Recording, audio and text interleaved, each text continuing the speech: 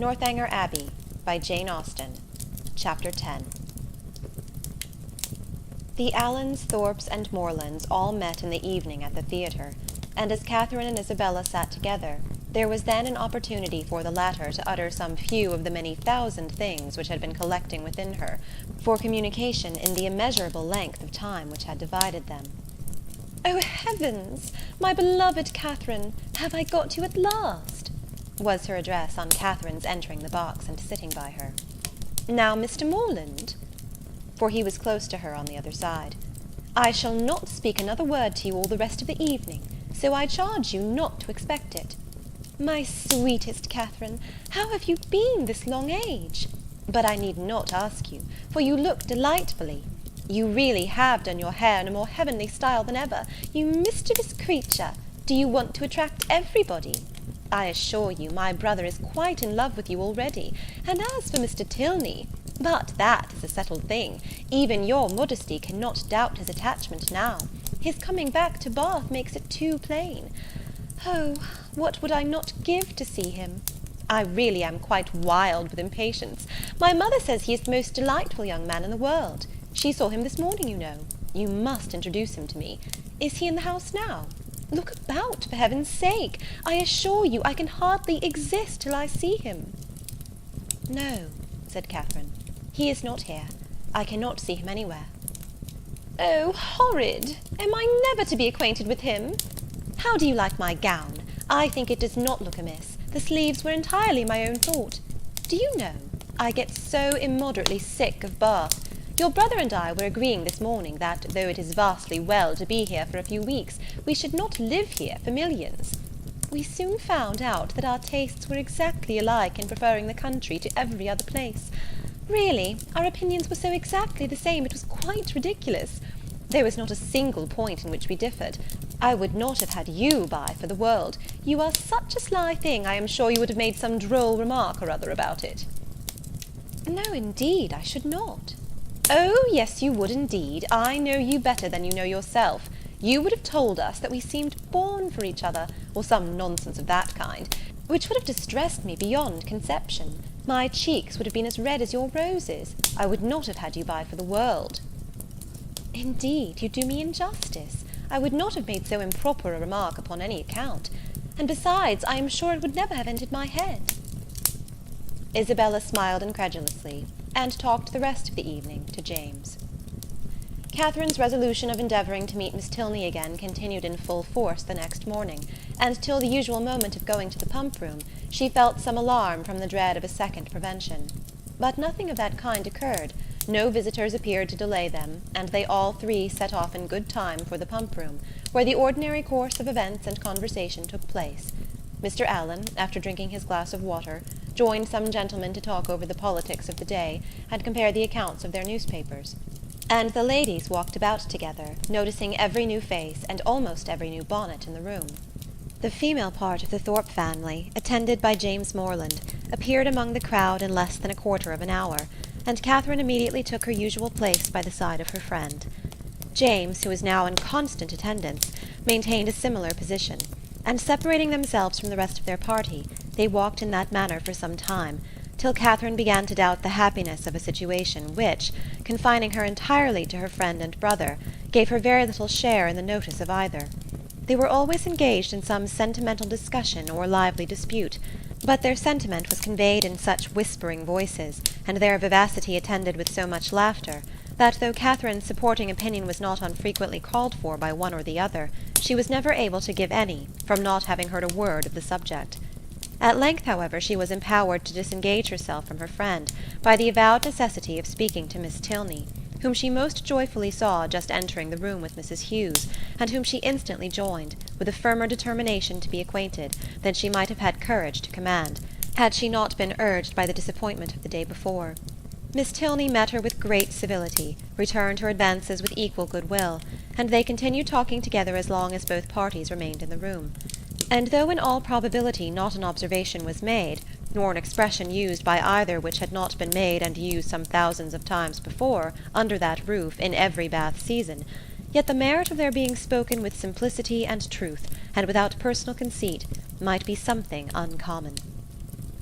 "How well your brother dances!"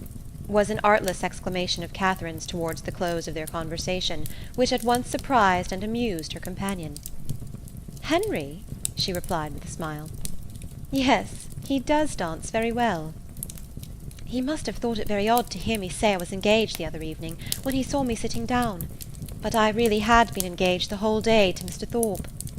Miss Tilney could only bow. "You cannot think," added Catherine after a moment's silence, "how surprised I was to see him again. I felt so sure of his being quite gone away." "When Henry had the pleasure of seeing you before, he was in Bath but for a couple of days. He came only to engage lodgings for us." "That never occurred to me, and of course not seeing him anywhere, I thought he must be gone. Was not the young lady he danced with on Monday a Miss Smith?" "Yes, an acquaintance of Mrs. Hughes." "I dare say she was very glad to dance. Do you think her pretty?" "Not very." "He never comes to the pump room, I suppose?" "Yes, sometimes, but he is rid out this morning with my father." Mrs. Hughes now joined them, and asked Miss Tilney if she was ready to go. "I hope I shall have the pleasure of seeing you again soon," said Catherine. "Shall you be at the cotillion ball to-morrow?" "Perhaps yes, I think we certainly shall." "I am glad of it, for we shall all be there." This civility was duly returned, and they parted, on Miss Tilney's side with some knowledge of her new acquaintance's feelings, and on Catherine's without the smallest consciousness of having explained them. She went home very happy. The morning had answered all her hopes, and the evening of the following day was now the object of expectation, the future good. What gown and what head-dress she should wear on the occasion became her chief concern. She cannot be justified in it. Dress is at all times a frivolous distinction, and excessive solicitude about it often destroys its own aim. Catherine knew all this very well. Her great-aunt had read her a lecture on the subject only the Christmas before, and yet she lay awake 10 minutes on Wednesday night debating between her spotted and her tamboured muslin, and nothing but the shortness of the time prevented her buying a new one for the evening. This would have been an error in judgment, great though not uncommon, from which one of the other sex rather than her own, a brother rather than a great-aunt, might have warned her, for man only can be aware of the insensibility of man towards a new gown. It would be mortifying to the feelings of many ladies could they be made to understand how little the heart of man is affected by what is costly or new in their attire, how little it is biased by the texture of their muslin, and how unsusceptible of peculiar tenderness towards the spotted, the sprigged, the mull, or the jaconet. Woman is fine for her own satisfaction alone. No man will admire her the more, no woman will like her the better for it. Neatness and fashion are enough for the former, and a something of shabbiness or impropriety will be most endearing to the latter. But not one of these grave reflections troubled the tranquillity of Catherine. She entered the rooms on Thursday evening with feelings very different from what had attended her thither the Monday before. She had then been exulting in her engagement to Thorpe, and was now chiefly anxious to avoid his sight, lest he should engage her again. For though she could not, dared not expect that Mr. Tilney should ask her a third time to dance, her wishes, hopes, and plans all centred in nothing less. Every young lady may feel for my heroine in this critical moment, for every young lady has at some time or other known the same agitation. All have been, or at least all have believed themselves to be, in danger from the pursuit of someone whom they wished to avoid, and all have been anxious for the attentions of someone whom they wished to please. As soon as they were joined by the Thorpes, Catherine's agony began. She fidgeted about if John Thorpe came towards her, hid herself as much as possible from his view, and when he spoke to her, pretended not to hear him. The cotillions were over, the country dancing beginning, and she saw nothing of the Tilneys. "Do not be frightened, my dear Catherine," whispered Isabella, "but I am really going to dance with your brother again. I declare positively it is quite shocking. I tell him he ought to be ashamed of himself, but you and John must keep us in countenance. Make haste, my dear creature, and come to us. John has just walked off, but he will be back in a moment." Catherine had neither time nor inclination to answer. The others walked away. John Thorpe was still in view, and she gave herself up for lost. That she might not appear, however, to observe or expect him, she kept her eyes intently fixed on her fan, and a self-condemnation for her folly in supposing that among such a crowd they should even meet with the Tilneys in any reasonable time, had just passed through her mind when she suddenly found herself addressed and again solicited to dance by Mr. Tilney himself. With what sparkling eyes and ready motion she granted his request, and with how pleasing a flutter of heart she went with him to the set, may be easily imagined. To escape, and, as she believed, so narrowly escape John Thorpe, and to be asked so immediately on his joining her, asked by Mr. Tilney, as if he had sought her on purpose, it did not appear to her that life could supply any greater felicity.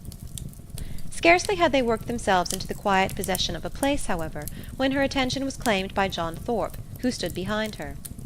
"Hey-day, Miss Morland," said he.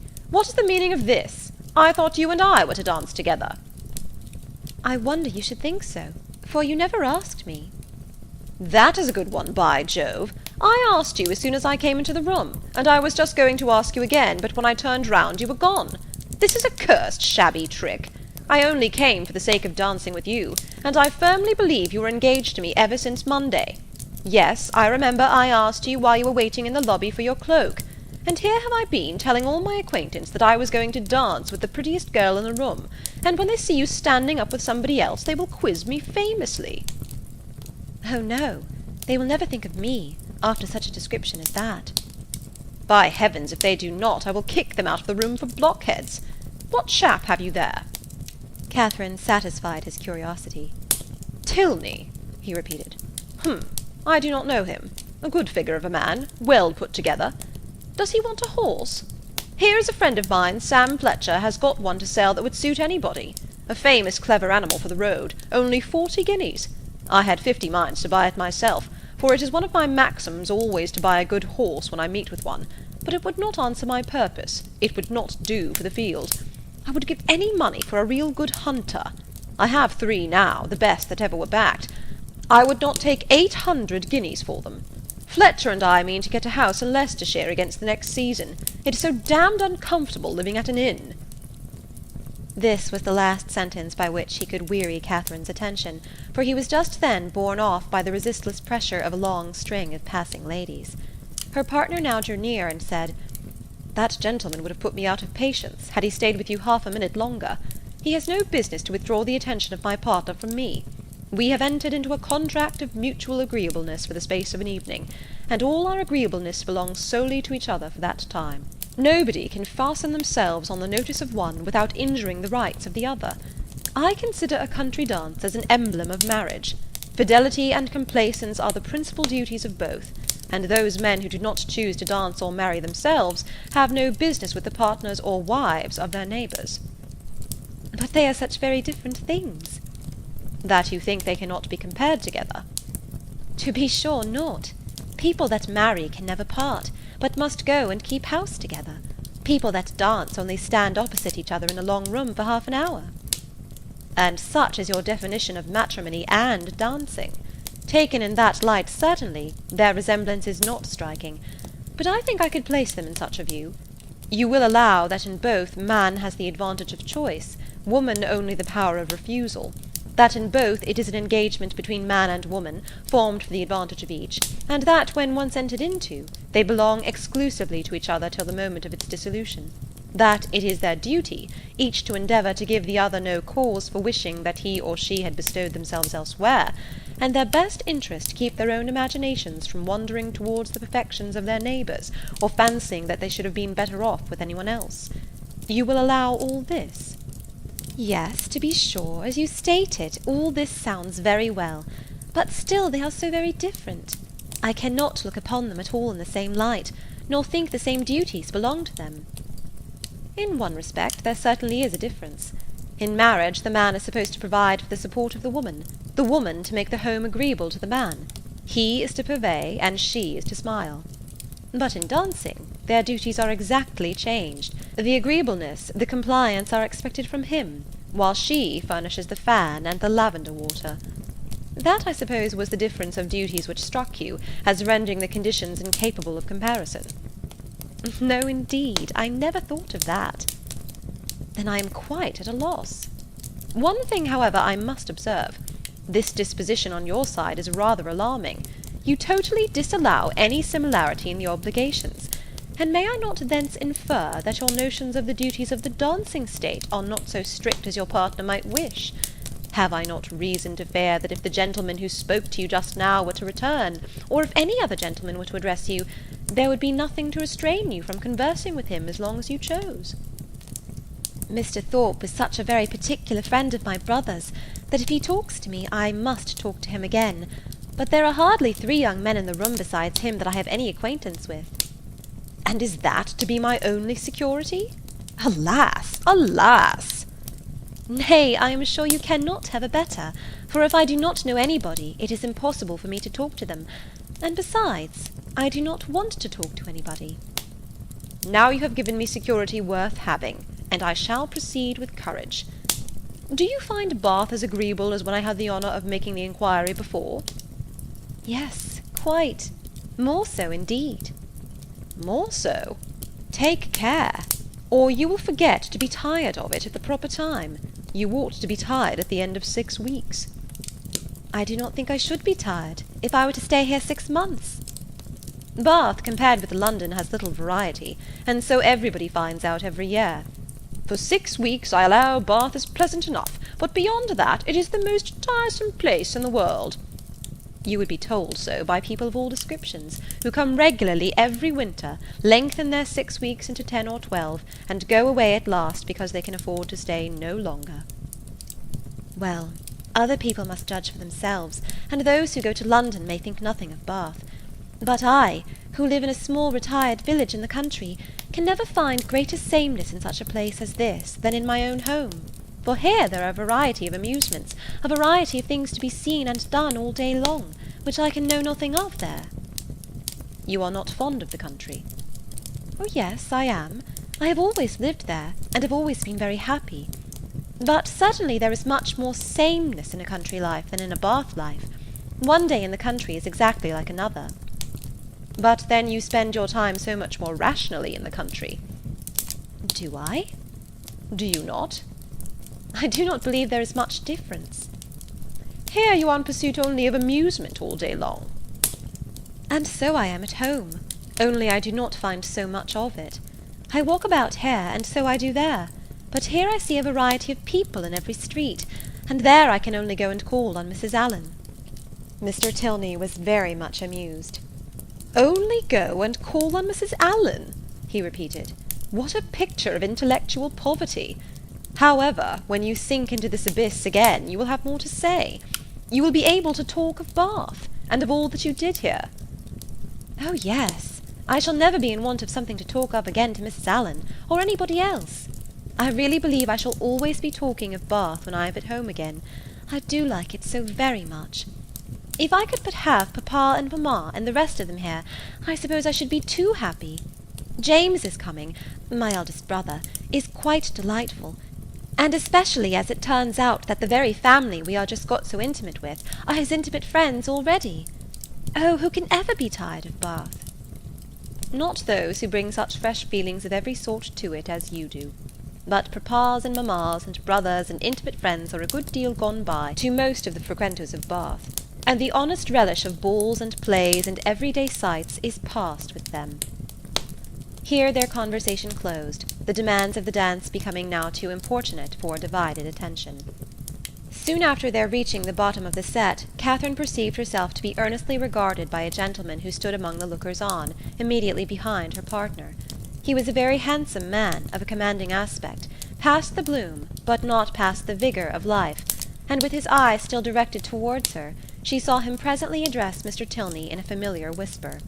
Confused by his notice, and blushing from the fear of its being excited by something wrong in her appearance, she turned away her head. But while she did so, the gentleman retreated, and her partner coming nearer, said, "I see that you guess what I have just been asked. That gentleman knows your name, and you have a right to know his. It is General Tilney, my father." Catherine's answer was only, "Oh!"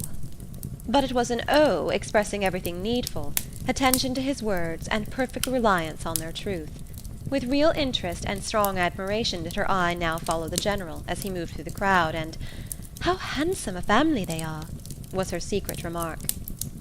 In chatting with Miss Tilney before the evening concluded, a new source of felicity arose to her. She had never taken a country walk since her arrival in Bath. Miss Tilney, to whom all the commonly frequented environs were familiar, spoke of them in terms which made her all eagerness to know them too, and on her openly fearing that she might find nobody to go with her, it was proposed by the brother and sister that they should join in a walk some morning or other. "I shall like it," she cried, "beyond anything in the world, and do not let us put it off. Let us go tomorrow." This was readily agreed to, with only a proviso of Miss Tilney's, that it did not rain, which Catherine was sure it would not. At 12 o'clock they were to call for her in Pulteney Street, and "Remember, 12 o'clock!" was her parting speech to her new friend. Of her other, her older, her more established friend, Isabella, of whose fidelity and worth she had enjoyed a fortnight's experience, she scarcely saw anything during the evening. Yet, though longing to make her acquainted with her happiness, she cheerfully submitted to the wish of Mr. Allen, which took them away rather early, and her spirits danced within her, as she danced in her chair all the way home. End of Chapter 10.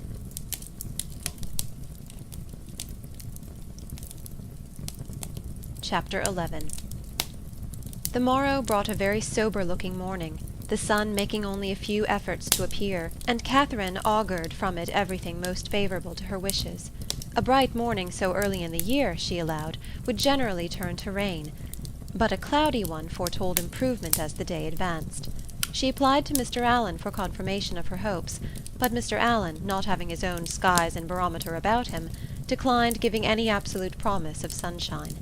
She applied to Mrs. Allen, and Mrs. Allen's opinion was more positive. She had no doubt in the world of its being a very fine day, if the clouds would only go off and the sun keep out. At about 11 o'clock, however, a few specks of small rain upon the windows caught Catherine's watchful eye, and "Oh dear, I do believe it will be wet," broke from her in a most desponding tone. "I thought how it would be," said Mrs. Allen. "No walk for me to-day," sighed Catherine. "But perhaps it may come to nothing, or it may hold up before 12. "Perhaps it may. But then, my dear, it will be so dirty." "Oh, that will not signify. I never mind dirt." "No," replied her friend very placidly. "I know you never mind dirt."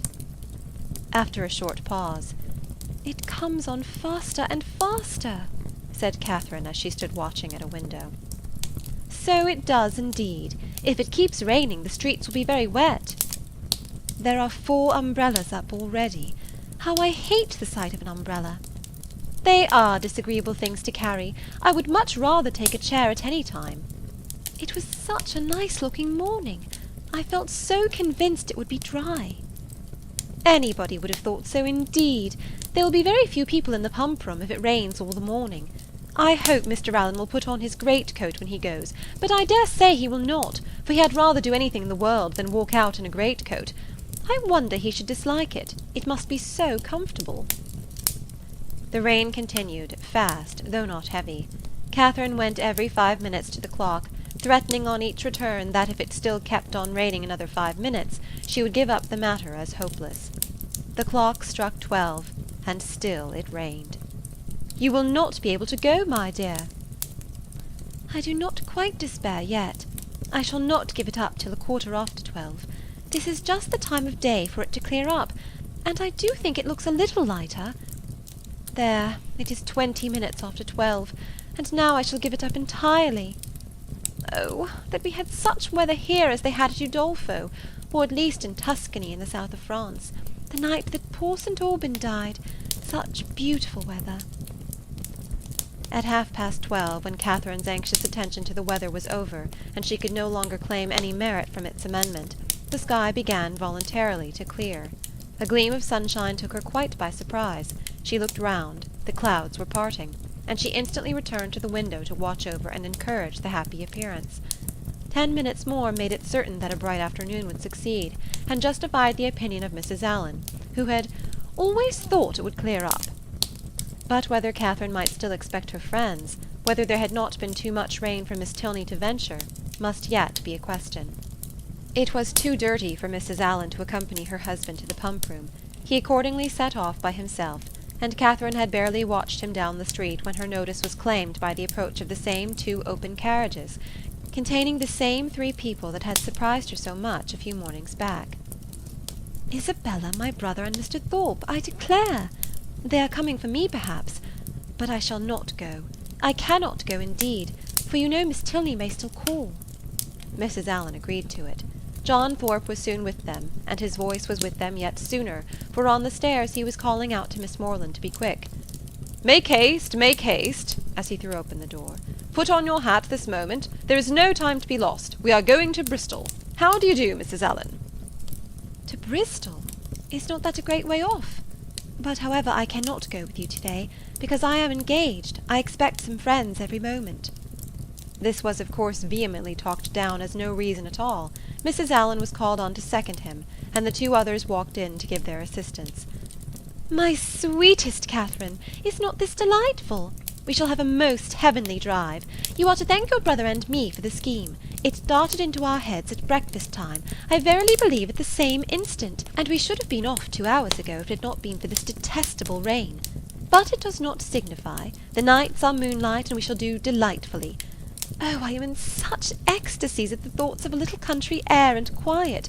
So much better than going to the lower rooms. We shall drive directly to Clifton and dine there, and as soon as dinner is over, if there is time for it, we go on to King's Sweston." "I doubt our being able to do so much," said Morland. "You croaking fellow!" cried Thorpe. "We shall be able to do 10 times more. King's Weston! Ay, and Blaise Castle too, and anything else we can hear of. But here is your sister says she will not go." "Blaise Castle!" cried Catherine. "What is that?" "The finest place in England, worth going 50 miles at any time to see." "What, is it really a castle? An old castle?" "The oldest in the kingdom." "But is it like what one reads of?"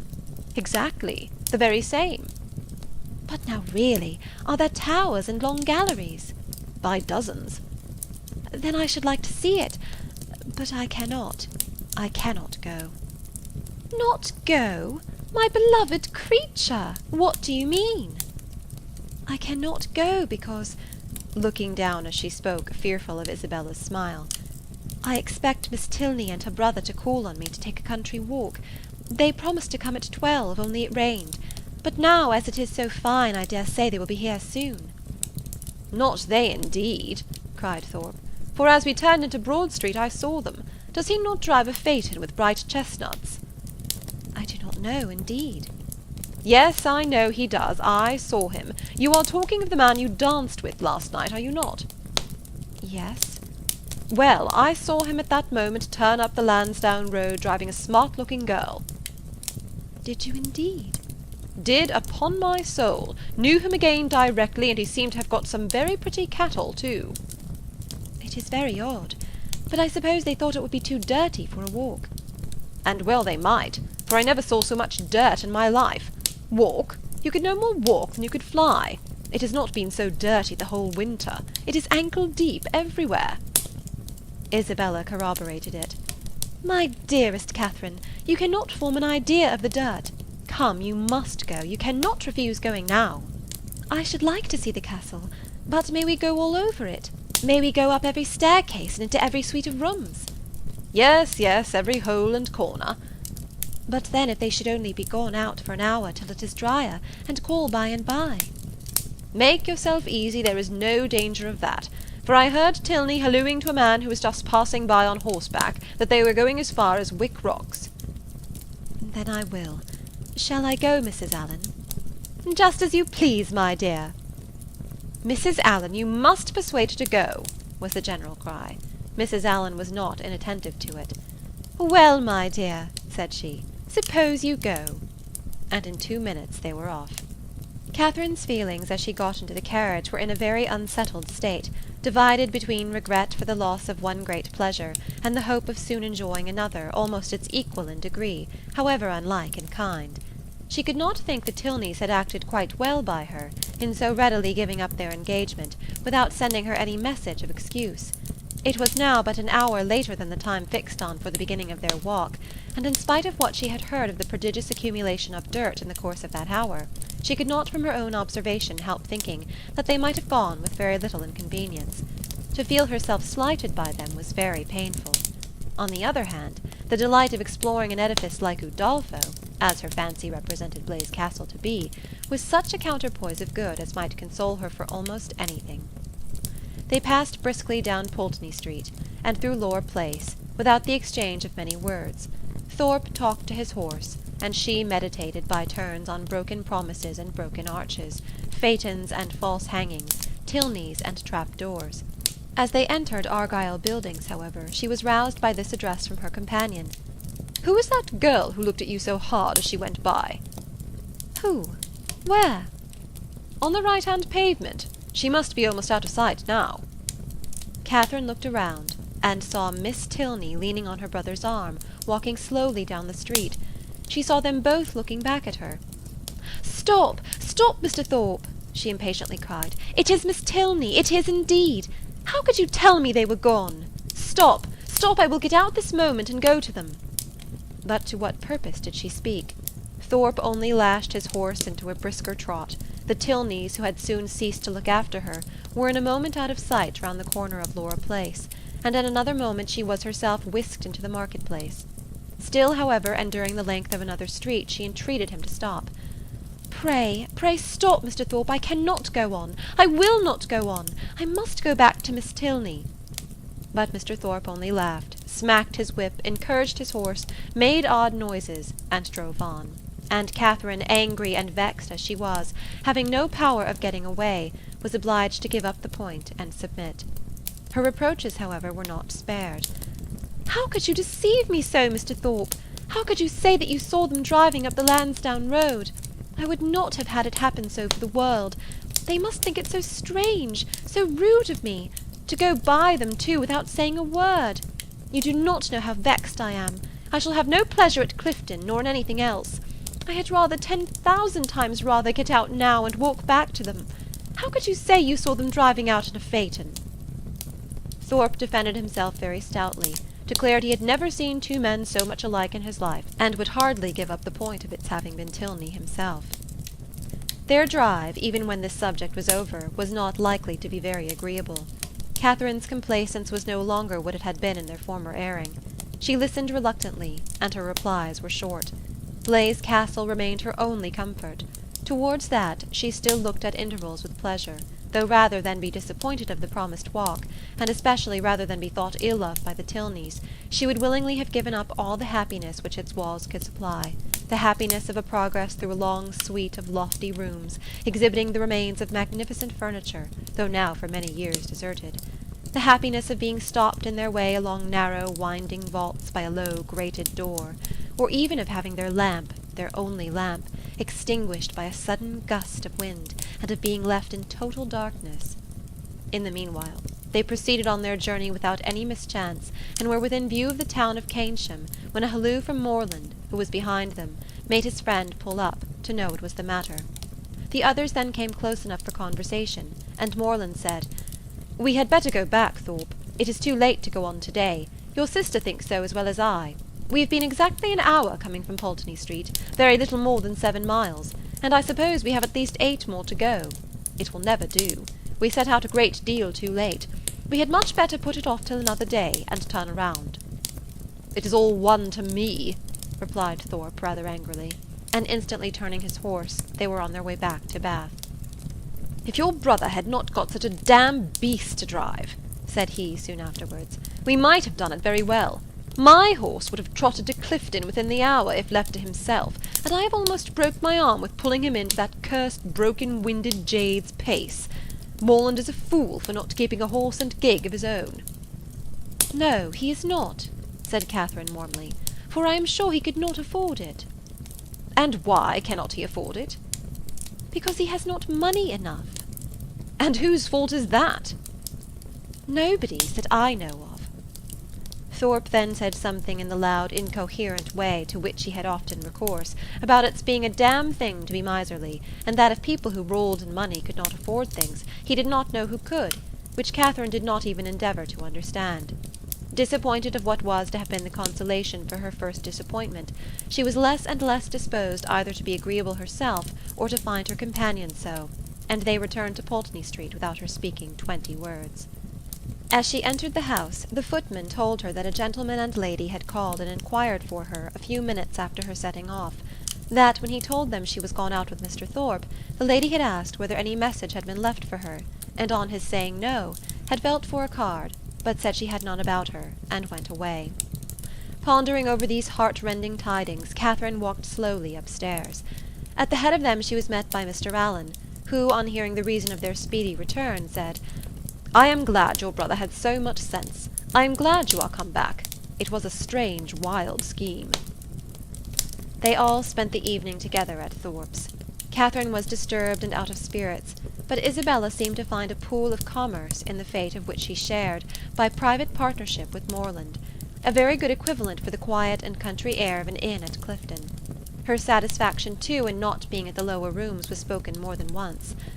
"How I pity the poor creatures that are going there! How glad I am that I am not amongst them! I wonder whether it will be a full ball or not. They have not begun dancing yet. I would not be there for all the world. It is so delightful to have an evening now and then to oneself. I dare say it will not be a very good ball. I know the Mitchells will not be there. I am sure I pity everybody that is. But I dare say, Mr. Morland, you long to be at it, do not you? I am sure you do. Well, pray do not let anybody here be such a restraint on you. I dare say we could do very well without you. But you men think yourselves of such consequence." Catherine could almost have accused Isabella of being wanting in tenderness towards herself and her sorrows, so very little did they appear to dwell on her mind, and so very inadequate was the comfort she offered. "Do not be so dull, my dearest creature," she whispered. "You will quite break my heart. It was amazingly shocking, to be sure, but the Tilneys were entirely to blame. Why were not they more punctual? It was dirty indeed, but what did that signify? I am sure John and I should not have minded it. I never mind going through anything where a friend is concerned. That is my disposition, and John is just the same. He has amazing strong feelings. Good heavens, what a delightful hand you have got! Kings, I vow! I never was so happy in my life. I would 50 times rather you should have them than myself. And now I may dismiss my heroine to the sleepless couch, which is the true heroine's portion, to a pillow strewed with thorns and wet with tears. And lucky may she think herself, if she get another good night's rest in the course of the next 3 months. End of chapter 11. Chapter 12. "Mrs. Allen," said Catherine the next morning, "will there be any harm in my calling on Miss Tilney to-day? I shall not be easy till I have explained everything." "Go by all means, my dear, only put on a white gown. Miss Tilney always wears white." Catherine cheerfully complied, and being properly equipped, was more impatient than ever to be at the pump-room, that she might inform herself of General Tilney's lodgings, for though she believed they were in Milsom Street, she was not certain of the house, and Mrs. Allen's wavering convictions only made it more doubtful. To Milsom Street she was directed, and having made herself perfect in the number, hastened away with eager steps and a beating heart to pay her visit, explain her conduct, and be forgiven, tripping lightly through the churchyard, and resolutely turning away her eyes, that she might not be obliged to see her beloved Isabella and her dear family, who, she had reason to believe, were in a shop hard by. She reached the house without any impediment, looked at the number, knocked at the door, and inquired for Miss Tilney. The man believed Miss Tilney to be at home, but was not quite certain. Would she be pleased to send up her name? She gave her card. In a few minutes the servant returned, and with a look which did not quite confirm his words, said that he had been mistaken, for that Miss Tilney was walked out. Catherine, with a blush of mortification, left the house. She felt almost persuaded that Miss Tilney was at home, and too much offended to admit her, and as she retired down the street, could not withhold one glance at the drawing-room windows, in expectation of seeing her there, but no one appeared at them. At the bottom of the street, however, she looked back again, and then, not at a window, but issuing from the door, she saw Miss Tilney herself. She was followed by a gentleman whom Catherine believed to be her father, and they turned up towards Edgar's Buildings. Catherine, in deep mortification, proceeded on her way. She could almost be angry herself at such angry incivility, but she checked the resentful sensation. She remembered her own ignorance. She knew not how such an offence as hers might be classed by the laws of worldly politeness, to what a degree of unforgivingness it might with propriety lead, nor to what rigours of rudeness in return it might justly make her amenable. Dejected and humbled, she had even some thoughts of not going with the others to the theatre that night, but it must be confessed that they were not of long continuance, for she soon recollected, in the first place, that she was without any excuse for staying at home, and in the second, that it was a play she wanted very much to see. To the theatre accordingly they all went. No Tilneys appeared to plague or please her. She feared that amongst the many perfections of the family a fondness for plays was not to be ranked, but perhaps it was because they were habituated to the finer performances of the London stage, which she knew, on Isabella's authority, rendered everything else of the kind quite horrid. She was not deceived in her own expectation of pleasure. The comedy so well suspended her care that no one, observing her during the first 4 acts, would have supposed she had any wretchedness about her. On the beginning of the 5th, however, the sudden view of Mr. Henry Tilney and his father, joining a party in the opposite box, recalled her to anxiety and distress. The stage could no longer excite genuine merriment, no longer keep her whole attention. Every other look upon an average was directed towards the opposite box, and for the space of 2 entire scenes did she thus watch Henry Tilney, without being once able to catch his eye. No longer could he be suspected of indifference for a play. His notice was never withdrawn from the stage during 2 whole scenes. At length, however, he did look towards her, and he bowed. But such a bow! No smile, no continued observance attended it. His eyes were immediately returned to their former direction. Catherine was restlessly miserable. She could almost have run round to the box in which he sat and forced him to hear her explanation. Feelings rather natural than heroic possessed her. Instead of considering her own dignity injured by this ready condemnation, instead of proudly resolving in conscious innocence to show her resentment towards him who could harbour a doubt of it, to leave to him all the trouble of seeking an explanation, and to enlighten him on the past only by avoiding his sight or flirting with somebody else, she took to herself all the shame of misconduct, or at least of its appearance, and was only eager for an opportunity of explaining its cause. The play concluded. The curtain fell.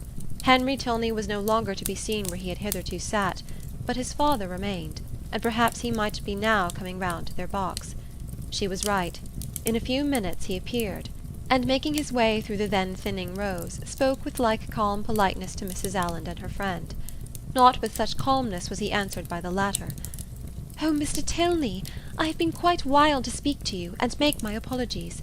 You must have thought me so rude. But indeed it was not my own fault, was it, Mrs. Allen? Did not they tell me that Mr. Tilney and his sister were gone out in a phaeton together? And then what could I do? But I had 10,000 times rather have been with you. Now had I not, Mrs. Allen?" "My dear, you tumble my gown," was Mrs. Allen's reply. Her assurance, however, standing sole as it did, was not thrown away. It brought a more cordial, more natural smile into his countenance, and he replied in a tone which retained only a little affected reserve. "We were much obliged to you at any rate for wishing us a pleasant walk after our passing you in Argyle Street. You were so kind as to look back on purpose."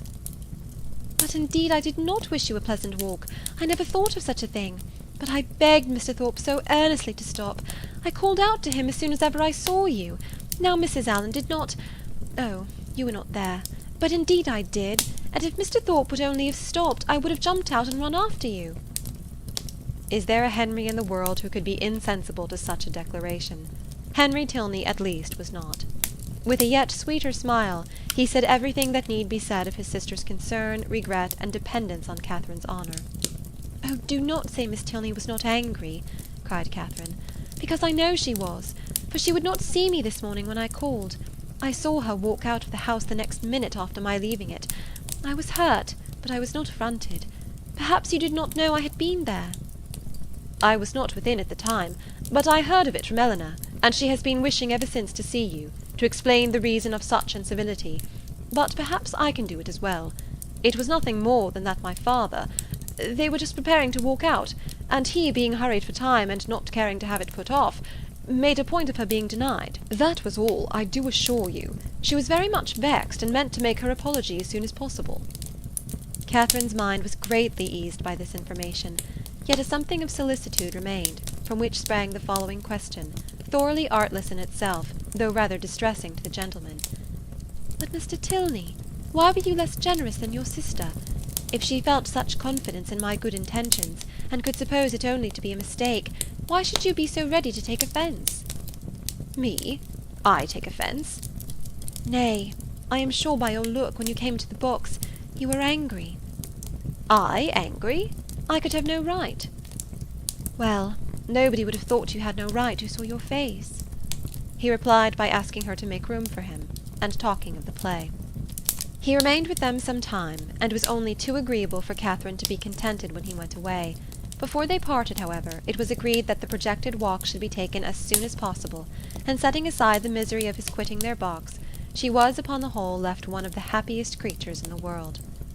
While talking to each other, she had observed with some surprise that John Thorpe, who was never in the same part of the house for 10 minutes together, was engaged in conversation with General Tilney, and she felt something more than surprise when she thought she could perceive herself the object of their attention and discourse. What could they have to say of her? She feared General Tilney did not like her appearance. She found it was implied in his preventing her admittance to his daughter, rather than postpone his own walk a few minutes. "How came Mr. Thorpe to know your father?" was her anxious inquiry, as she pointed them out to her companion. He knew nothing about it, but his father, like every military man, had a very large acquaintance. When the entertainment was over, Thorpe came to assist them in getting out. Catherine was the immediate object of his gallantry, and while they waited in the lobby for a chair, he prevented the inquiry which had travelled from her heart almost to the tip of her tongue, by asking in a consequential manner whether she had seen him talking with General Tilney. "He is a fine old fellow, upon my soul. Stout, active, looks as young as his son. I have a great regard for him, I assure you. A gentleman-like, good sort of fellow as ever lived." "But how came you to know him?" "Know him? There are few people much about town that I do not know. I have met him forever at the Bedford, and I knew his face again today the moment he came into the billiard-room. One of the best players we have, by the by, and we had a little touch together, though I was almost afraid of him at first. The odds were 5-4 against me, and if I had not made one of the cleanest strokes that perhaps was ever made in this world, I took his ball exactly. But I could not make you understand it without a table. However, I did beat him. A very fine fellow, as rich as a Jew. I should like to dine with him. I dare say he gives famous dinners. But what do you think we have been talking of? You. Yes, by heavens, and the General thinks you the finest girl in Bath." "Oh, nonsense! How can you say so?" "And what do you think I said?" lowering his voice. "Well done, General," said I. "I am quite of your mind." Here Catherine, who was much less gratified by his admiration than by General Tilney's, was not sorry to be called away by Mr. Allen. Thorpe, however, would see her to her chair, and till she entered it, continued the same kind of delicate flattery, in spite of her entreating him to have done. That General Tilney, instead of disliking, should admire her, was very delightful, and she joyfully thought that there was not one of the family whom she need now fear to meet. The evening had done more, much more for her than could have been expected. End of chapter 12.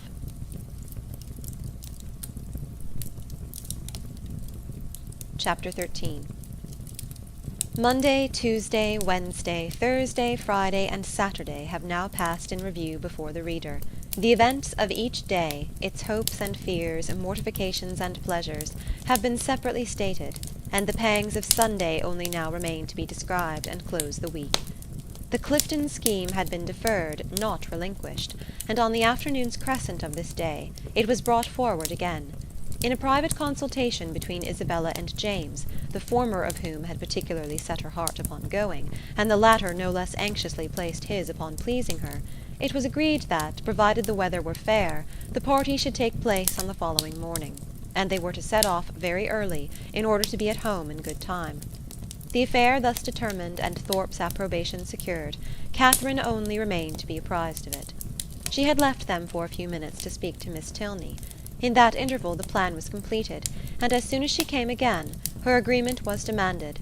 But instead of the gay acquiescence expected by Isabella, Catherine looked grave, was very sorry, but could not go. The engagement which ought to have kept her from joining in the former attempt would make it impossible for her to accompany them now. She had that moment settled with Miss Tilney to take their proposed walk tomorrow. It was quite determined, and she would not upon any account retract. But that she must and should retract was instantly the eager cry of both the Thorpes. They must go to Clifton tomorrow. They would not go without her. It would be nothing to put off a mere walk for one day longer, and they would not hear of a refusal. Catherine was distressed, but not subdued. "Do not urge me, Isabella. I am engaged to Miss Tilney. I cannot go." This availed nothing. The same arguments assailed her again. She must go, she should go, and they would not hear of a refusal. "It would be so easy to tell Miss Tilney that you had just been reminded of a prior engagement, and must only beg to put off the walk till Tuesday." "No, it would not be easy. I could not do it. There has been no prior engagement." But Isabella became only more and more urgent, calling on her in the most affectionate manner, addressing her by the most endearing names. She was sure her dearest, sweetest Catherine would not seriously refuse such a trifling request to a friend who loved her so dearly. She knew her beloved Catherine to have so feeling a heart, so sweet a temper, to be so easily persuaded by those she loved. But all in vain. Catherine felt herself to be in the right, and though pained by such tender, such flattering supplication, could not allow it to influence her. Isabella then tried another method. She reproached her with having more affection for Miss Tilney, though she had known her so little a while, than for her best and oldest friends, with being grown cold and indifferent, in short, towards herself. "I cannot help being jealous, Catherine, when I see myself slighted for strangers, I, who love you so excessively. When once my affections are placed, it is not in the power of anything to change them. But I believe my feelings are stronger than anybody's. I am sure they are too strong for my own peace. And to see myself supplanted in your friendship by strangers does cut me to the quick, I own. These Tilneys seem to swallow up everything else." Catherine thought this reproach equally strange and unkind. Was it the part of a friend thus to expose her feelings to the notice of others? Isabella appeared to her ungenerous and selfish, regardless of everything but her own gratification. These painful ideas crossed her mind, though she said nothing. Isabella in the meanwhile had applied her handkerchief to her eyes, and Morland, miserable at such a sight, could not help saying, "Nay, Catherine, I think you cannot stand out any longer now. The sacrifice is not much, and to oblige such a friend. I shall think you quite unkind if you still refuse." This was the first time of her brother's openly siding against her, and anxious to avoid his displeasure, she proposed a compromise. If they would only put off their scheme till Tuesday, which they might easily do, as it depended only on themselves, she could go with them, and everybody might then be satisfied. But "No, no, no," was the immediate answer. "That could not be, for Thorpe did not know that he might not go to town on Tuesday." Catherine was sorry, but could do no more, and a short silence ensued, which was broken by Isabella, who, in a voice of cold resentment, said, "Very well, then there is an end of the party. If Catherine does not go, I cannot. I cannot be the only woman. I would not, upon any account in the world, do so improper a thing." "Catherine, you must go," said James. "But why cannot Mr. Thorpe drive one of his other sisters? I dare say either of them would like to go." "Thank ye," cried Thorpe, "but I did not come to Bath to drive my sisters about and look like a fool. No, if you do not go, damn me if I do. I only go for the sake of driving you." "That is a compliment which gives me no pleasure." But her words were lost on Thorpe, who had turned abruptly away. The three others still continued together, walking in a most uncomfortable manner to poor Catherine. Sometimes not a word was said, sometimes she was again attacked with supplications or reproaches, and her arm was still linked within Isabella's, though their hearts were at war. At one moment she was softened, at another irritated, always distressed, but always steady.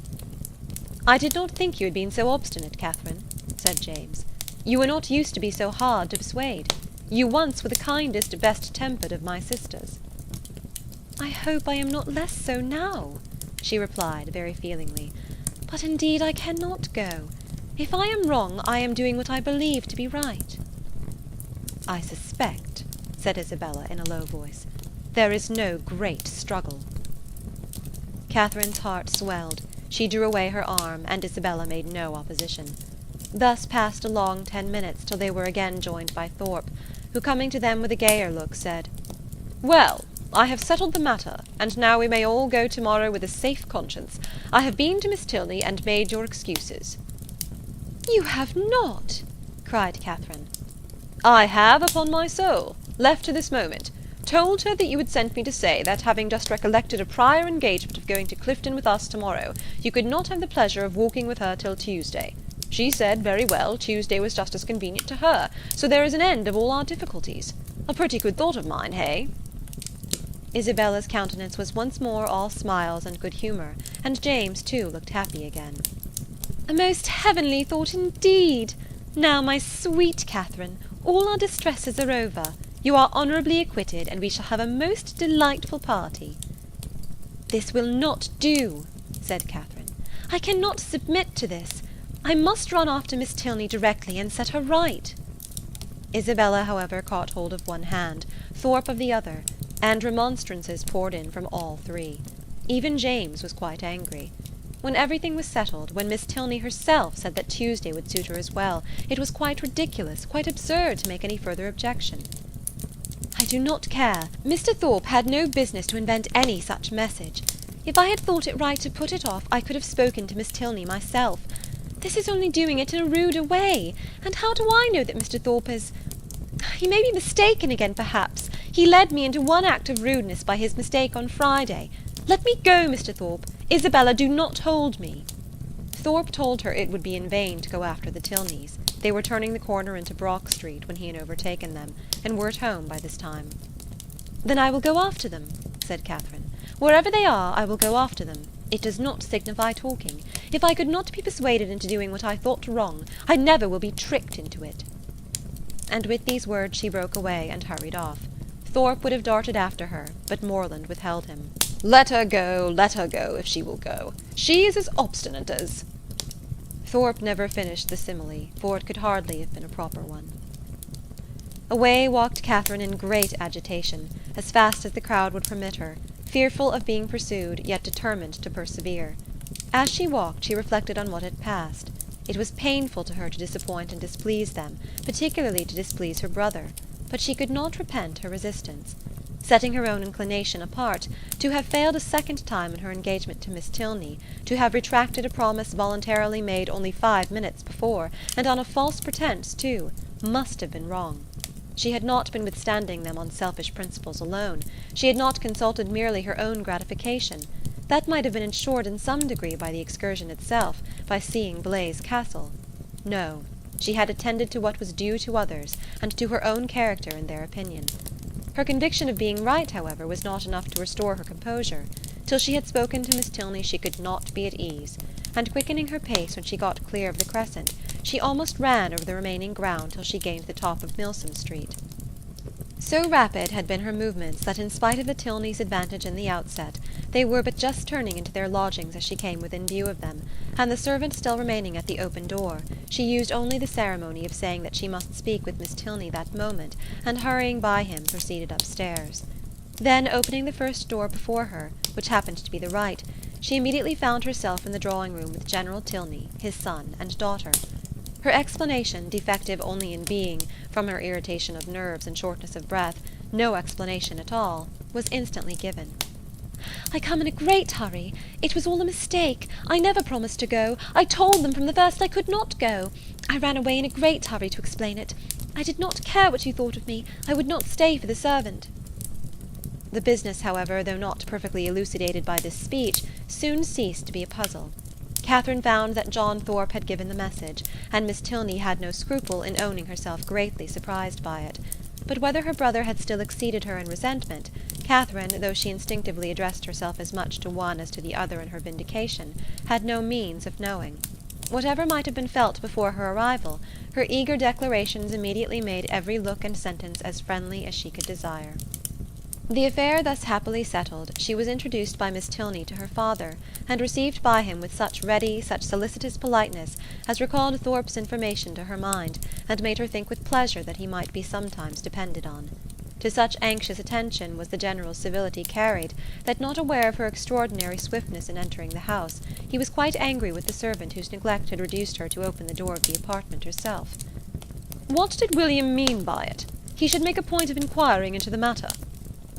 And if Catherine had not most warmly asserted his innocence, it seemed likely that William would lose the favour of his master forever, if not his place, by her rapidity.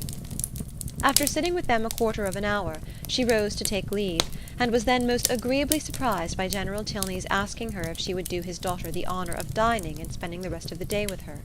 Miss Tilney added her own wishes. Catherine was greatly obliged, but it was quite out of her power. Mr. and Mrs. Allen would expect her back every moment. The General declared he could say no more. The claims of Mr. and Mrs. Allen were not to be superseded, but on some other day he trusted, when longer notice could be given, they would not refuse to spare her to her friend. Oh no, Catherine was sure they would not have the least objection, and she should have a great pleasure in coming. The General attended her himself to the street door, saying everything gallant as they went downstairs, admiring the elasticity of her walk, which corresponded exactly with the spirit of her dancing, and making her one of the most graceful bows she had ever beheld when they parted. Catherine, delighted by all that had passed, proceeded gaily to Pulteney Street, walking, as she concluded, with great elasticity, though she had never thought of it before. She reached home without seeing anything more of the offended party, and now that she had been triumphant throughout, had carried her point, and was secure of her walk, she began, as the flutter of her spirit subsided, to doubt whether she had been perfectly right. A sacrifice was always noble, and if she had given way to their entreaties she should have been spared the distressing idea of a friend displeased, a brother angry, and a scheme of great happiness to both destroyed, perhaps through her means. To ease her mind, and ascertain by the opinion of an unprejudiced person what her own conduct had really been, she took occasion to mention before Mr. Allen the half-settled scheme of her brother and the Thorpes for the following day. Mr. Allen caught at it directly. "Well," said he, "and do you think of going too?" "No. I had just engaged myself to walk with Miss Tilney before they told me of it, and therefore, you know, I could not go with them, could I?" "No, certainly not, and I am glad you do not think of it. These schemes are not at all the thing. Young men and women driving about the country in open carriages. Now and then it is very well, but going to inns and public places together. It is not right, and I wonder Mrs. Thorpe should allow it. I am glad you do not think of going. I am sure Mrs. Morland would not be pleased. Mrs. Allen, are you not of my way of thinking? Do you not think these kind of projects objectionable?" "Yes, very much so indeed. Open carriages are nasty things. A clean gown is not 5 minutes' wear in them. You are splashed getting in and getting out, and the wind takes your hair and your bonnet in every direction. I hate an open carriage myself." "I know you do, but that is not the question. Do you not think it has an odd appearance if young ladies are frequently driven about in them by young men, to whom they are not even related?" "Yes, my dear, a very odd appearance indeed. I cannot bear to see it." "Dear madam," cried Catherine, "then why did you not tell me so before? I am sure if I had known it to be improper, I would not have gone with Mr. Thorpe at all. But I always hoped you would tell me if you thought I was doing wrong." "And so I should, my dear, you may depend on it, for as I told Mrs. Morland at parting, I would always do the best for you in my power. But one must not be over-particular. Young people will be young people, as your good mother says herself. You know I wanted you, when we first came, not to buy that sprigged muslin, but you would. Young people do not like always to be thwarted." "But this was something of real consequence, and I do not think you would have found me hard to persuade." "As far as it has gone hitherto, there is no harm done," said Mr. Allen, "and I would only advise you, my dear, not to go out with Mr. Thorpe any more." "That is just what I was going to say," added his wife. Catherine, relieved for herself, felt uneasy for Isabella, and after a moment's thought, asked Mr. Allen whether it would not be both proper and kind in her to write to Miss Thorpe, and explain the indecorum of which she must be as insensible as herself, for she considered that Isabella might otherwise perhaps be going to Clifton the next day, in spite of what had passed. Mr. Allen, however, discouraged her from doing any such thing. "You had better leave her alone, my dear. She is old enough to know what she is about, and if not, has a mother to advise her. Mrs. Thorpe is too indulgent beyond a doubt. But, however, you had better not interfere. She and your brother choose to go, and you will be only getting ill will." Catherine submitted. and though sorry to think that Isabella should be doing wrong, felt greatly relieved by Mr. Allen's approbation of her own conduct, and truly rejoiced to be preserved by his advice from the danger of falling into such an error herself. Her escape from being one of the party to Clifton was now an escape indeed, for what would the Tilneys have thought of her, if she had broken her promise to them in order to do what was wrong in itself, if she had been guilty of one breach of propriety, only to enable her to be guilty of another? End of chapter 13.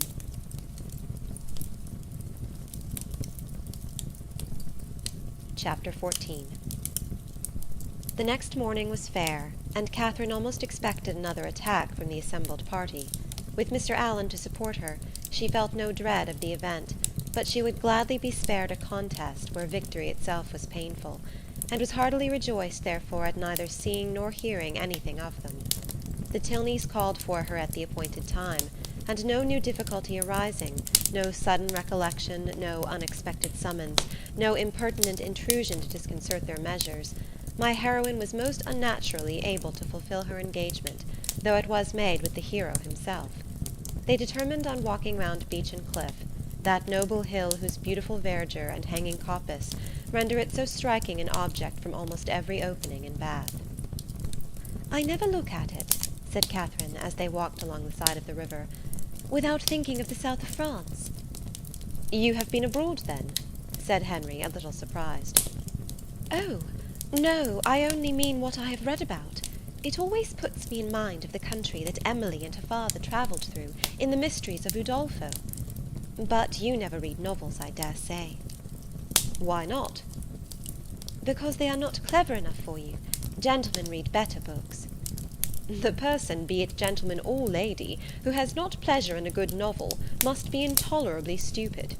I have read all Mrs. Radcliffe's works, and most of them with great pleasure. The Mysteries of Udolpho, when I had once begun it, I could not lay down again. I remember finishing it in 2 days, my hair standing on end the whole time."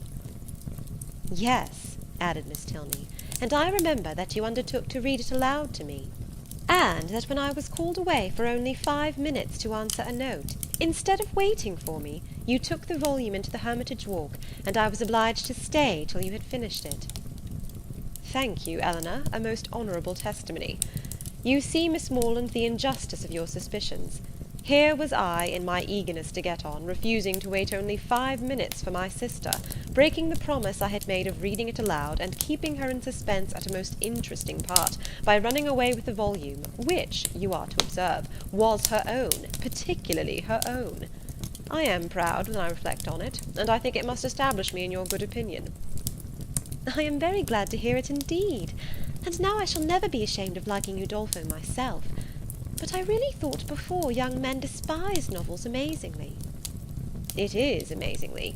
It may well suggest amazement if they do, for they read nearly as many as women. I myself had read hundreds and hundreds. Do not imagine that you can cope with me in a knowledge of Julias and Louisas. If we proceed to particulars, and engage in the never-ceasing inquiry of, 'Have you read this?' and 'Have you read that?'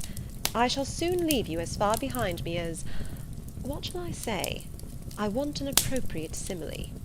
As far as your friend Emily herself left poor Valancourt when she went with her aunt into Italy. Consider how many years I have had the start of you. I had entered on my studies at Oxford, while you were a good little girl working your sampler at home." "Not very good, I'm afraid. But now really, do not you think Udolpho the nicest book in the world?" "The nicest? By which I suppose you mean the neatest. That must depend upon the binding." "Henry," said Miss Tilney, "you are very impertinent. Miss Morland, he is treating you exactly as he does his sister. He is forever finding fault with me, for some incorrectness of language, and now he is taking the same liberty with you. The word nicest, as you used it, did not suit him, and you had better change it as soon as you can, or we shall be overpowered with Johnson and Blair all the rest of the way." "I am sure," cried Catherine, "I did not mean to say anything wrong, but it is a nice book, and why should I not call it so?" "Very true," said Henry, "and this is a very nice day, and we are taking a very nice walk, and you are 2 very nice young ladies. Oh, it is a very nice word indeed. It does for everything.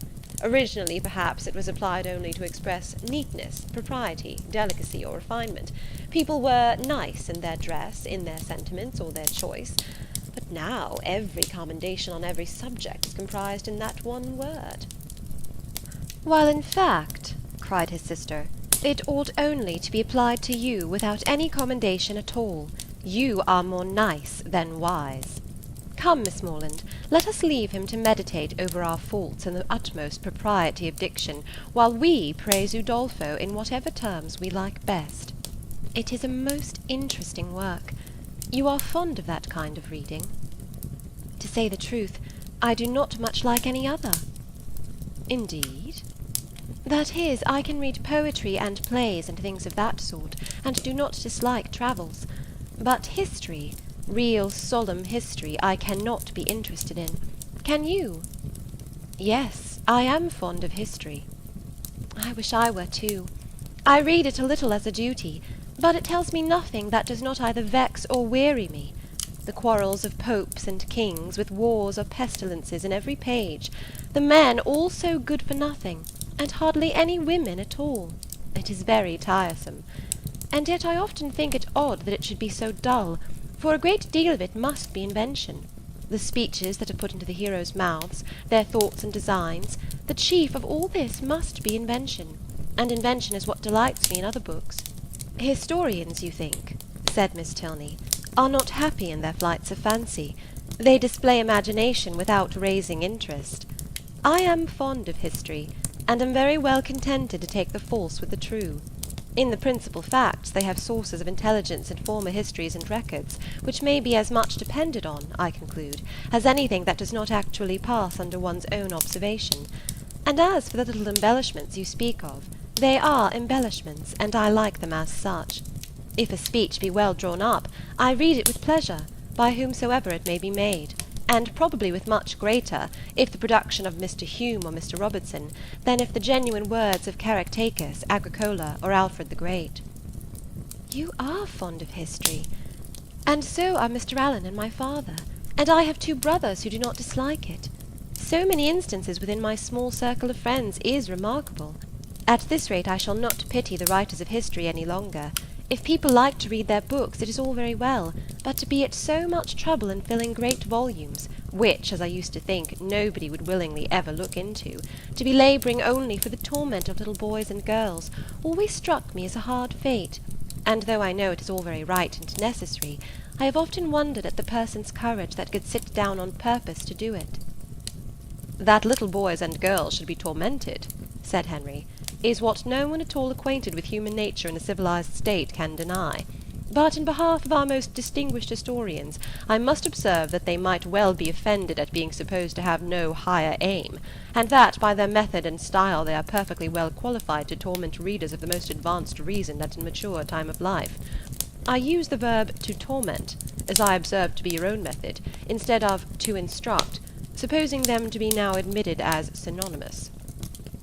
"You think me foolish to call instruction a torment, but if you had been as much used as myself to hear poor little children first learning their letters and then learning to spell, if you had ever seen how stupid they can be for a whole morning together, and how tired my poor mother is at the end of it, as I am in the habit of seeing almost every day of my life at home, you would allow that to torment and to instruct might sometimes be used as synonymous words." "Very probably.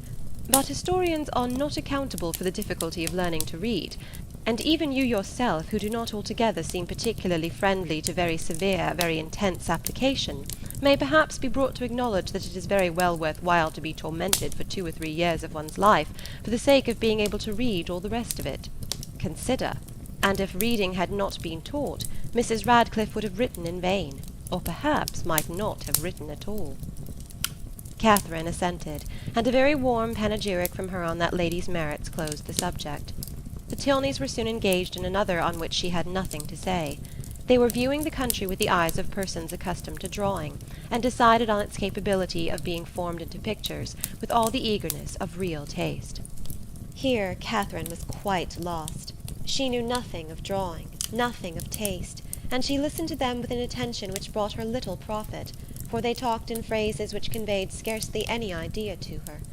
The little which she could understand, however, appeared to contradict the very few notions she had entertained on the matter before. It seemed as if a good view were no longer to be taken from the top of an high hill, and that a clear blue sky was no longer a proof of a fine day.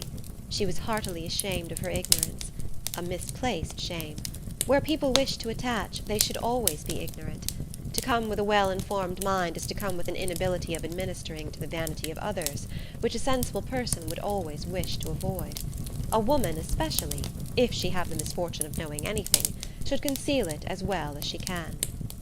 The advantages of natural folly in a beautiful girl have been already set forth by the capital pen of a sister author, and to her treatment of the subject I will only add, in justice to men, that though to the larger and more trifling part of the sex, imbecility in females is a great enhancement of their personal charms, there is a portion of them too reasonable and too well informed themselves to desire anything more in woman than ignorance.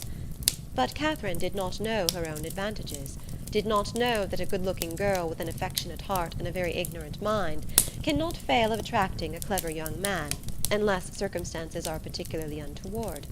In the present instance, she confessed and lamented her want of knowledge, declared that she would give anything in the world to be able to draw, and a lecture on the picturesque immediately followed, in which his instructions were so clear that she soon began to see beauty in everything admired by him, and her attention was so earnest that he became perfectly satisfied of her having a great deal of natural taste.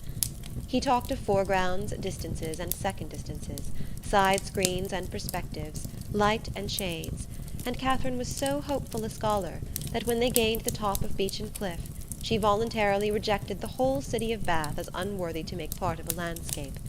Delighted with her progress, and fearful of wearying her with too much wisdom at once, Henry suffered the subject to decline, and by an easy transition from a piece of rocky fragment, and the withered oak which he had placed near its summit, to oaks in general, to forests, the enclosure of them, waste lands, crown lands, and government, he shortly found himself arrived at politics, and from politics it was an easy step to silence. The general pause which succeeded his short disquisition on the state of the nation was put an end to by Catherine, who, in a rather solemn tone of voice, uttered these words: "I have heard that something very shocking indeed will soon come out in London." Miss Tilney, to whom this was chiefly addressed, was startled, and hastily replied, "Indeed? And of what nature?" "That I do not know, nor who is the author.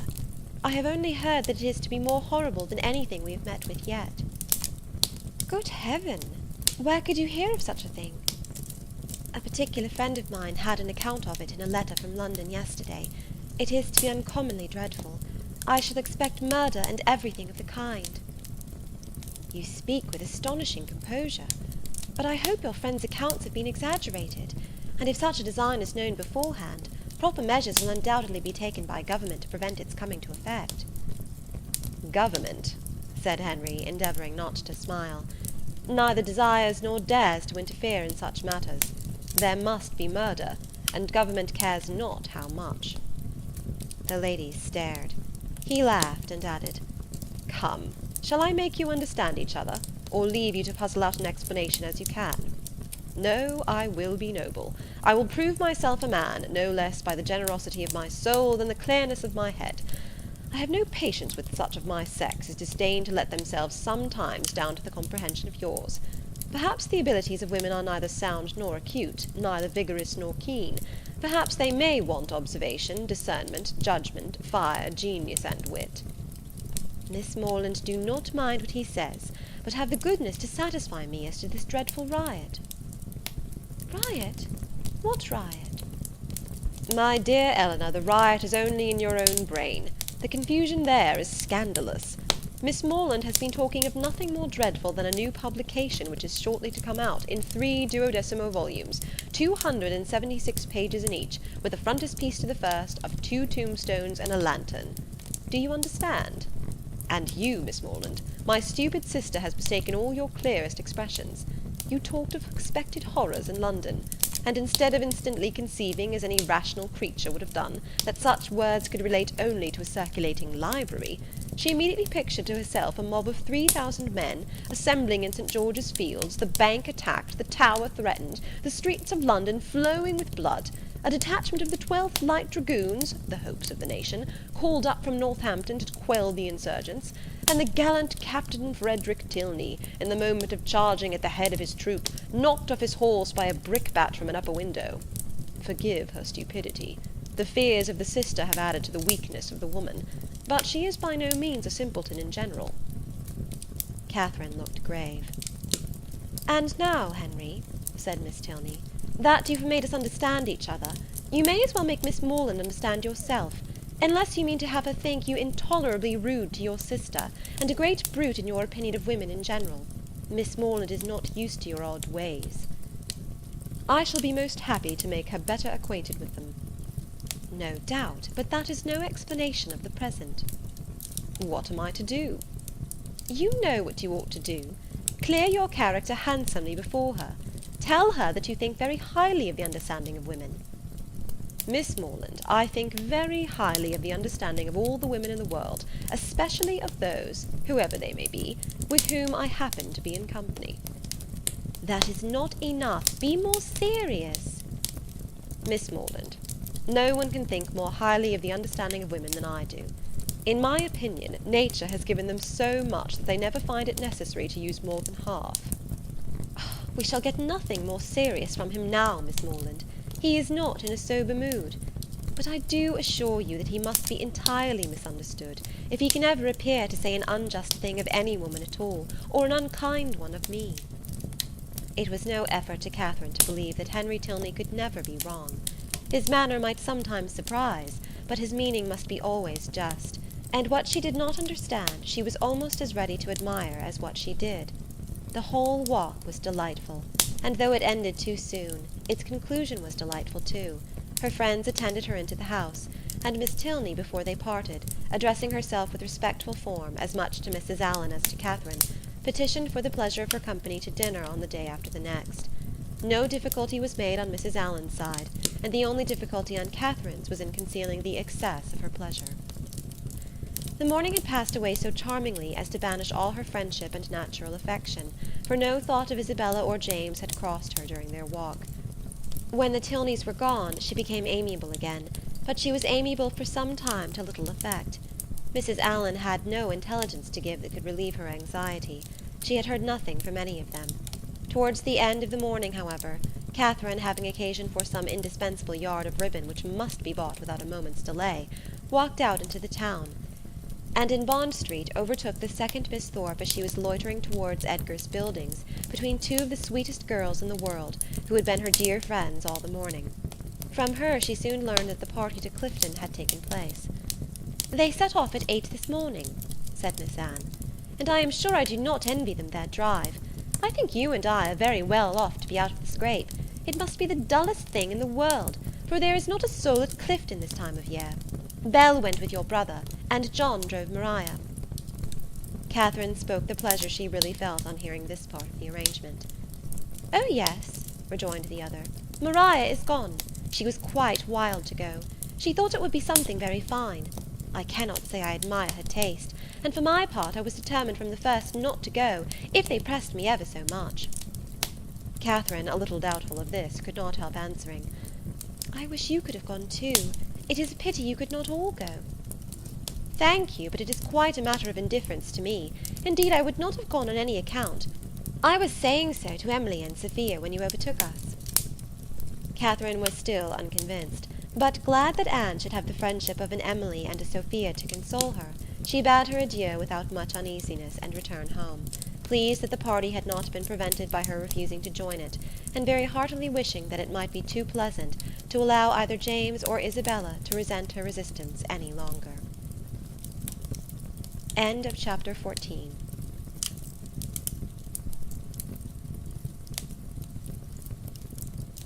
Chapter 15.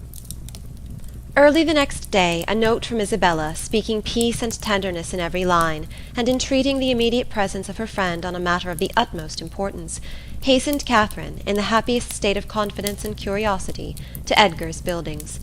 The two youngest Miss Thorpes were by themselves in the front parlour, and on Anne's quitting it to call her sister, Catherine took the opportunity of asking the other for some particulars of their yesterday's party.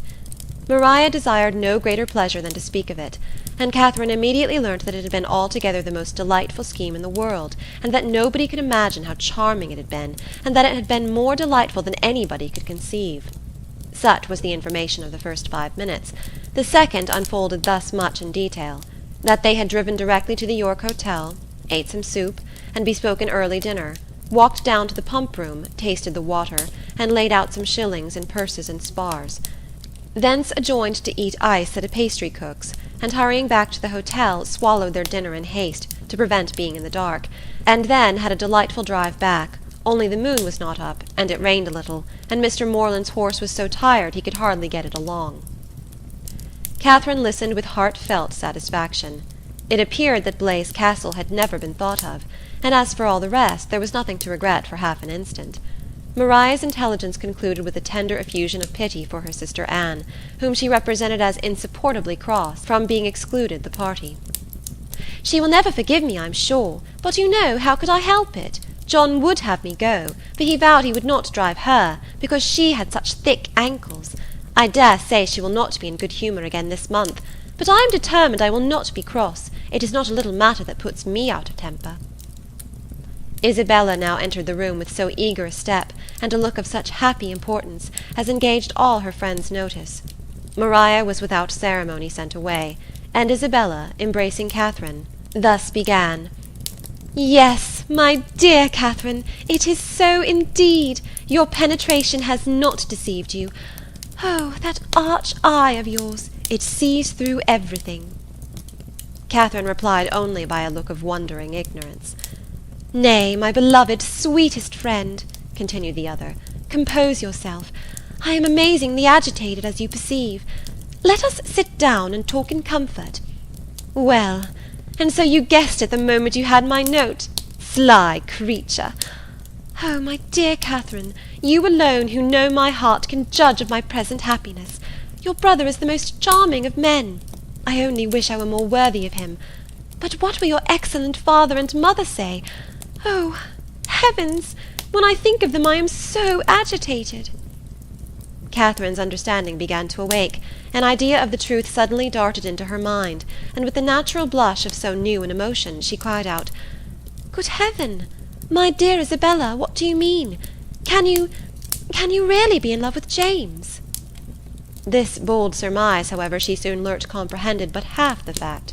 The anxious affection, which she was accused of having continually watched in Isabella's every look and action, had, in the course of their yesterday's party, received the delightful confession of an equal love. Her heart and faith were alike engaged to James. Never had Catherine listened to anything so full of interest, wonder, and joy. Her brother and her friend engaged! New to such circumstances, the importance of it appeared unspeakably great, and she contemplated it as one of those grand events of which the ordinary course of life can hardly afford a return. The strength of her feelings she could not express. The nature of them, however, contented her friend. The happiness of having such a sister was their first effusion, and the fair ladies mingled in embraces and tears of joy. Delighting, however, as Catherine sincerely did in the prospect of the connection, it must be acknowledged that Isabella far surpassed her in tender anticipations. "You will be so infinitely dearer to me, my Catherine, than either Anne or Maria. I feel that I shall be so much more attached to my dear Morland's family than to my own." This was a pitch of friendship beyond Catherine. "You are so like your dear brother," continued Isabella, "that I quite doted on you the first moment I saw you. But so it always is with me. The first moment settles everything. The very first day that Morland came to us last Christmas, the very first moment I beheld him, my heart was irrecoverably gone. I remember I wore my yellow gown, with my hair done up in braids, and when I came into the drawing-room, and John introduced him, I thought I never saw anybody so handsome before." Here Catherine secretly acknowledged the power of love, for, though exceedingly fond of her brother, and partial to all his endowments, she had never in her life thought him handsome. "I remember, too, Miss Andrews drank tea with us that evening, and wore her puce-coloured sarcenet, and she looked so heavenly that I thought your brother must certainly fall in love with her. I could not sleep a wink all night for thinking of it. Oh, Catherine, the many sleepless nights I have had on your brother's account! I would not have you suffer half what I have done. I am grown wretchedly thin, I know, but I will not pain you by describing my anxiety. You have seen enough of it. I feel that I have betrayed myself perpetually, so unguarded in speaking of my partiality for the church. But my secret, I was always sure, would be safe with you." Catherine felt that nothing could have been safer, but ashamed of an ignorance little expected, she dared no longer contest the point, nor refuse to have been as full of arch penetration and affectionate sympathy as Isabella chose to consider her. Her brother, she found, was preparing to set off with all speed to Fullerton, to make known his situation and ask consent, and here was a source of some real agitation to the mind of Isabella. Catherine endeavoured to persuade her, as she was herself persuaded, that her father and mother would never oppose their son's wishes. "It is impossible," said she, "for parents to be more kind, or more desirous of their children's happiness. I have no doubt of their consenting immediately." "Morland says exactly the same," replied Isabella, "and yet I dare not expect it. My fortune will be so small, they can never consent to it. Your brother, who might marry anybody." Here Catherine again discerned the force of love. "Indeed, Isabella, you are too humble. The difference of fortune can be nothing to signify." "Oh, my sweet Catherine, in your generous heart I know it would signify nothing, but we must not expect such disinterestedness in many. As for myself, I am sure I only wish our situations were reversed. Had I the command of millions, were I mistress of the whole world, your brother would be my only choice." This charming sentiment, recommended as much by sense as novelty, gave Catherine a most pleasing remembrance of all the heroines of her acquaintance, and she thought her friend never looked more lovely than in uttering the grand idea. "I am sure they will consent," was her frequent declaration. "I am sure they will be delighted with you." "For my own part," said Isabella, "my wishes are so moderate that the smallest income in nature would be enough for me. Where people are really attached, poverty itself is wealth. Grandeur I detest. I would not settle in London for the universe. A cottage in some retired village would be ecstasy. There are some charming little villas about Richmond." "Richmond?" cried Catherine. "You must settle near Fullerton. You must be near us." "I am sure I shall be miserable if we do not. If I can but be near you, I shall be satisfied. But this is idle talking. I will not allow myself to think of such things till we have your father's answer. Morland says that by sending it to-night to Salisbury, we may have it tomorrow. Tomorrow! I know I shall never have courage to open the letter. I know it will be the death of me." A reverie succeeded this conviction, and when Isabella spoke again, it was to resolve on the quality of her wedding gown. Their conference was put an end to by the anxious young lover himself, who came to breathe his parting sigh before he set off for Wiltshire.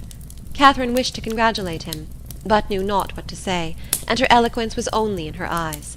From them, however, the 8 parts of speech shone out most expressively, and James could combine them with ease. Impatient for the realization of all that he had hoped at home, his adieus were not long, and they would have been yet shorter had he not been frequently detained by the urgent entreaties of his fair one that he would go. Twice was he called almost from the door by her eagerness to have him gone. "Indeed, Morland, I must drive you away. Consider how far you have to ride. I cannot bear to see you linger so. For heaven's sake, waste no more time. There, go, go, I insist on it." The two friends, with hearts now more united than ever, were inseparable for the day, and in schemes of sisterly happiness the hours flew along. Mrs. Thorpe and her son, who were acquainted with everything, and who seemed only to want Mr. Morland's consent, to consider Isabella's engagement as the most fortunate circumstance imaginable for their family, were allowed to join their counsels, and add their quota of significant looks and mysterious expressions to fill up the measure of curiosity to be raised in the unprivileged younger sisters. To Catherine's simple feelings, this odd sort of reserve seemed neither kindly meant nor consistently supported, and its unkindness she would hardly have forborne pointing out, had its inconsistency been less their friend. But Anne and Maria soon set her heart at ease by the sagacity of their "I know what," and the evening was spent in a sort of war of wit, a display of family ingenuity, on one side in the mystery of an affected secret, on the other of undefined discovery, all equally acute. Catherine was with her friend again the next day, endeavouring to support her spirits and while away the many tedious hours before the delivery of the letters, a needful exertion, for as the time of reasonable expectation drew near, Isabella became more and more desponding, and before the letter arrived had worked herself into a state of real distress. But when it did come, where could distress be found? "I have had no difficulty in gaining the consent of my kind parents, and have promised that everything in their power shall be done to forward my happiness," were the first 3 lines, and in one moment all was joyful security. The brightest glow was instantly spread over Isabella's features, all care and anxiety seemed removed, her spirits became almost too high for control, and she called herself without scruple the happiest of mortals. Mrs. Thorpe, with tears of joy, embraced her daughter, her son, her visitor, and could have embraced half the inhabitants of Bath with satisfaction. Her heart was overflowing with tenderness. It was "Dear John," and "Dear Catherine," at every word. "Dear Anne," and "Dear Maria," must immediately be made sharers in their felicity, and 2 "dears" at once, before the name of Isabella were not more than that beloved child had now well earned. John himself was no skulker in joy. He not only bestowed on Mr. Morland the high commendation of being one of the finest fellows in the world, but swore off many sentences in his praise. The letter, whence sprang all this felicity, was short, containing little more than this assurance of success, and every particular was deferred till James could write again. But for particulars Isabella could well afford to wait. The needful was comprised in Mr. Morland's promise, his honour was pledged to make everything easy, and by what means their income was to be formed, whether landed property were to be resigned, or funded money made over, was a matter in which her disinterested spirit took no concern. She knew enough to feel secure of an honourable and speedy establishment, and her imagination took a rapid flight over its attendant felicities. She saw herself at the end of a few weeks, the gaze and admiration of every new acquaintance at Fullerton, the envy of every valued old friend in Putney, with a carriage at her command, a new name on her tickets, and a brilliant exhibition of hoop rings on her finger. When the contents of the letter were ascertained, John Thorpe, who had only waited its arrival to begin his journey to London, prepared to set off. "Well, Miss Morland," said he, on finding her alone in the parlour, "I am come to bid you good-bye." Catherine wished him a good journey. Without appearing to hear her, he walked to the window, fidgeted about, hummed a tune, and seemed wholly self-occupied. "Shall not you be late at Devizes?" said Catherine. He made no answer, but after a minute's silence burst out with, "A famous good thing this marrying scheme, upon my soul! A clever fancy of Morland's and Bell's. What do you think of it, Miss Morland? I say it is no bad notion." "I am sure I think it a very good one." "Do you? That's honest, by heavens! I am glad you are no enemy to matrimony, however. Did you ever hear the old song, 'Going to one wedding brings on another'? I say, you will come to Bell's wedding, I hope?" "Yes, I have promised your sister to be with her, if possible." "And then you know," twisting himself about and forcing a foolish laugh, "I say, then you know, we may try the truth of the same old song." "May we? But I never sing. Well, I wish you a good journey. I dine with Miss Tilney to-day, and must now be going home." "Nay, but there is no such confounded hurry. Who knows when we may be together again? Not but that I shall be down again by the end of a fortnight, and a devilish long fortnight it will appear to me." "Then why do you stay away so long?" replied Catherine, finding that he waited for an answer. "That is kind of you, however, kind and good-natured. I shall not forget it in a hurry. But you have more good-nature and all that than anybody living, I believe. A monstrous deal of good-nature. And it is not only good-nature, but you have so much of everything. And then you have such... Upon my soul, I do not know anybody like you." "Oh, dear, there are a great many people like me, I dare say, only a great deal better. Good morning to you." "But I say, Miss Morland, I shall come and pay my respects at Fullerton before it is long, if not disagreeable." "Pray do. My father and mother will be very glad to see you." "And I hope, Miss Morland, you will not be sorry to see me." "Oh, dear, not at all. There are very few people I am sorry to see. Company is always cheerful." "That is just my way of thinking. Give me but a little cheerful company. Let me only have the company of the people I love. Let me only be where I like and with whom I like, and the devil take the rest, say I. And I am heartily glad to hear you say the same. But I have a notion, Miss Morland, you and I think pretty much alike upon most matters." "Perhaps we may, but it is more than I ever thought of. And as to most matters, to say the truth, there are not many that I know my own mind about." "By Jove, no more do I. It is not my way to bother my brains with what does not concern me. My notion of things is simple enough. Let me only have the girl I like, say I, with a comfortable house over my head, and what care I for all the rest? Fortune is nothing. I am sure of a good income of my own, and if she had not a penny, why, so much the better." "Very true. I think like you there. If there is a good fortune on one side, there can be no occasion for any on the other, no matter which has it, so that there is enough. I hate the idea of one great fortune looking out for another. And to marry for money I think the wickedest thing in existence. Good day. We shall be very glad to see you at Fullerton, whenever it is convenient." And away she went. It was not in the power of all his gallantry to detain her longer. With such news to communicate, and such a visit to prepare for, her departure was not to be delayed by anything in his nature to urge, and she hurried away, leaving him to the undivided consciousness of his own happy address, and her explicit encouragement. The agitation which she had herself experienced on first learning her brother's engagement made her expect to raise no inconsiderable emotion in Mr. and Mrs. Allen by the communication of the wonderful event. How great was her disappointment! The important affair, which many words of preparation ushered in, had been foreseen by them both ever since her brother's arrival, and all that they felt on the occasion was comprehended in a wish for the young people's happiness, with a remark, on the gentleman's side, in favour of Isabella's beauty, and on the lady's of her great good luck. It was to Catherine the most surprising insensibility. The disclosure, however, of the great secret of James's going to Fullerton the day before did raise some emotion in Mrs. Allen. She could not listen to that with perfect calmness, but repeatedly regretted the necessity of its concealment, wished she could have known his intention, wished she could have seen him before he went, as she should certainly have troubled him with her best regards to his father and mother, and her kind compliments to all the Skinners. End of chapter 15.